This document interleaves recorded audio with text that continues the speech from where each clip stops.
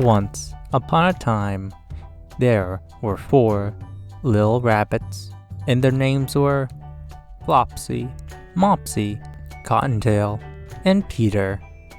They lived with their mother in a sandbank underneath the root of a very big fir tree.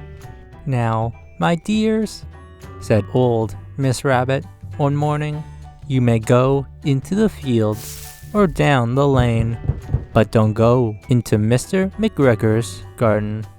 Your father had an accident there. He was put in a pie by Miss McGregor.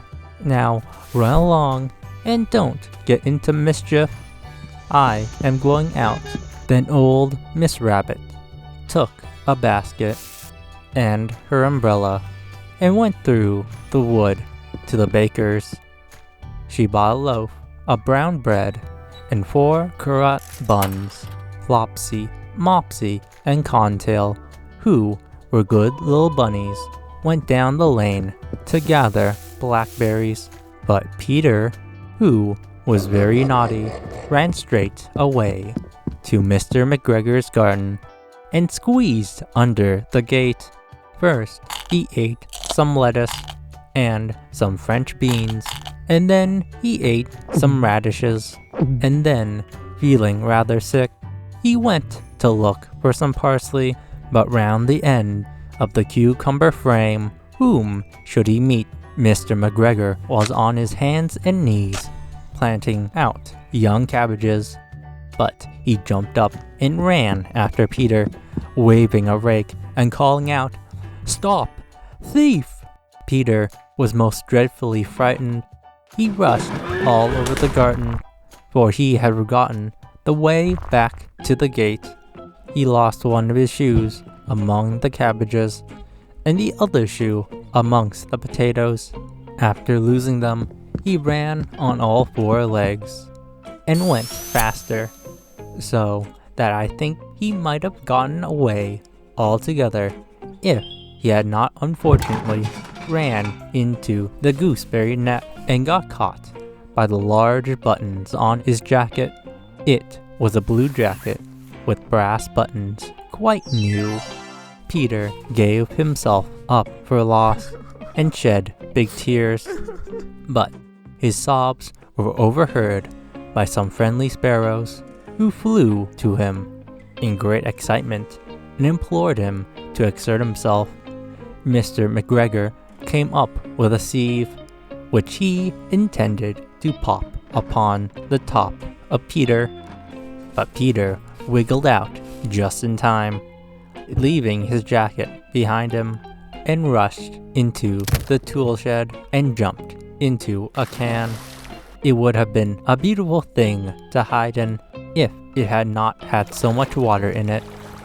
Mr. McGregor was quite sure that Peter was somewhere in the tool shed, perhaps hidden underneath a flower pot. He began to turn them over carefully, looking under each. Presently, Peter sneezed, "Kerchoo!" Mr. McGregor was after him in no time, and tried to put his foot upon Peter, who jumped out of a window, upsetting 3 plants. The window was too small for Mr. McGregor, and he was tired of running after Peter. He went back to his work. Peter sat down to rest. He was out of breath and trembling with fright, and he had not the least idea which way to go. Also, he was very damp with sitting in that can after a little time to wander about, going lippity-lippity, not very fast, and looking all around. He found a door in the wall, but it was locked, and there was no room for a fat little rabbit to squeeze underneath. An old mouse was running in and out over the stone doorstep, carrying peas and beans to her family in the wood. Peter asked her the way to the gate, but such a large pea in her mouth that she could not answer. She only shook her head at him. Peter began to cry. Then he tried to find his way straight across the garden, but he became more and more puzzled. Presently, he came to a pond where Mr. McGregor filled his water cans. A white cat was staring at some goldfish. She sat very, very still, but now and then the tip of her tail twitched as if it were alive. Peter thought it best to go away without speaking to her. He had heard about cats from his cousin, little Benjamin Bunny.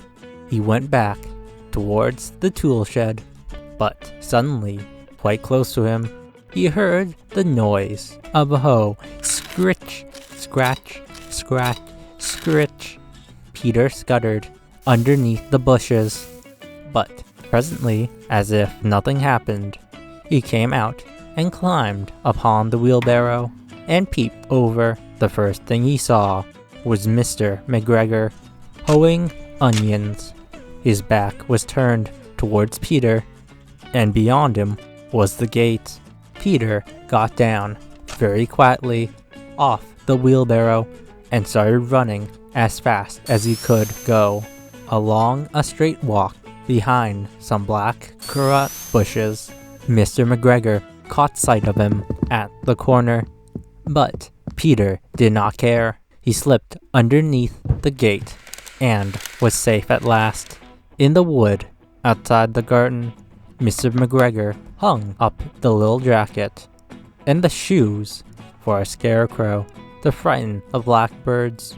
Peter never stopped running or looked behind him till he got home to the big fir tree. He was so tired that he flopped down upon the nice soft sand on the door of the rabbit hole and shut his eyes. His mother was busy cooking. She wondered what he had done with his clothes. It was the second little jacket and pair of shoes that Peter had lost in a fortnight. I am sorry to say that Peter was not very well during the evening. His mother put him to bed and made him some chamomile tea, and she gave a dose of it to Peter, 1 tablespoon to be taken at bedtime. But Flopsy, Mopsy, and Cottontail had bread and milk and blackberries for supper. The Tale of Peter Rabbit by Beatrix Potter, read with the voice of Eliot Rite. If you like this video, please hit like and subscribe. It really means a lot. Thanks. This has been Eliot Rite, writing goodbye. Until next time.